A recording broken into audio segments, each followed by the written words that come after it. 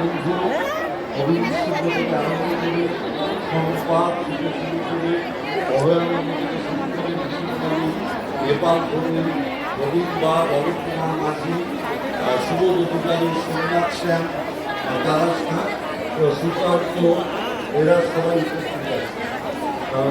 অবশ্যই আসলে আজকে 121 জন দিয়ে তার মানে এক সন্দেশ করে যায়। আমরা যখন গভীর করি আমরা প্রতিবার দেখি যারা কর্মী না তারা বলতে তোমার মেয়েকে পড়াশোনা করাবো এবং সে যখন কলেজে পড়বে ব্যাংক অ্যাকাউন্টে 25,000 টাকা জমা করবে। গ্রামের গরিব মানুষেরা ভাবলে কেন 18 বছরে তাকে মেয়ে দিয়ে দেবে, 18 বছর যদি পড়াশোনা করে তাহলে মমতা ব্যানার্জি কন্যাশ্রী 25,000 পাবে, ওইটা দিয়েই না তখন মেয়ে দিয়ে দেবে।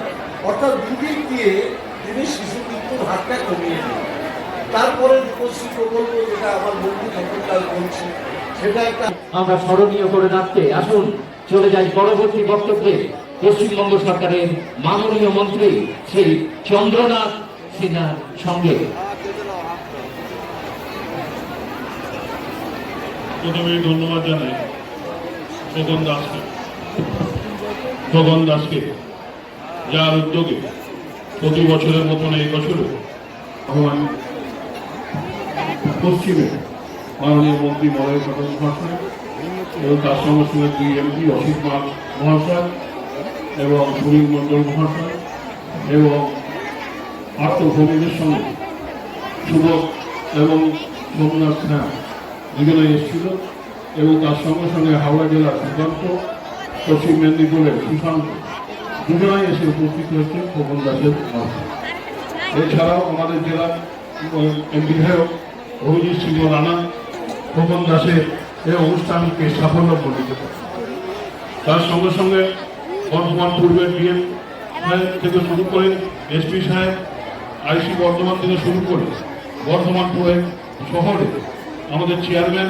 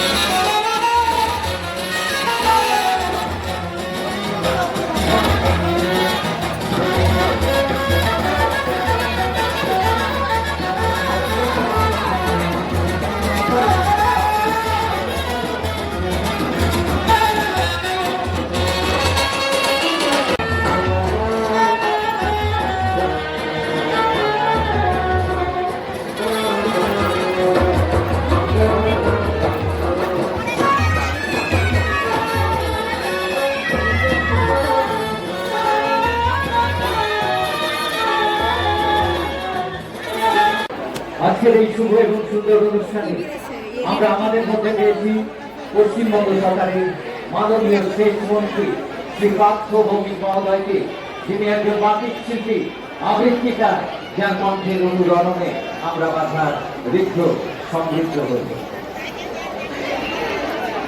ধন্যবাদ।